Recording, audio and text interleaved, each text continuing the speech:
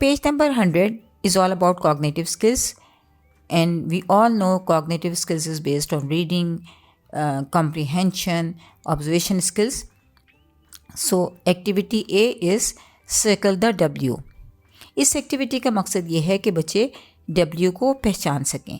तो बच्चों से कहिए कि यहाँ इस पिक्चर में जहाँ जहाँ W मौजूद है वहाँ उसको सर्कल करें।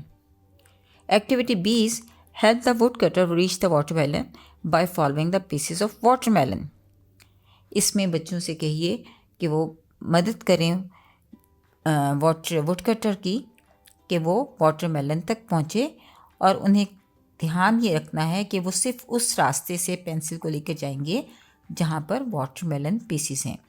साथ साथ क्योंकि ये आपने यहाँ साउंड रिकग्निशन करवानी है, तो आप वो वुडकटर वो वाटरमेलन, बच्चों से कहिए कि जब भी वो वाटरमेलन को टच करें तो वो वाटरमेलन ज़रूर दोहराएं।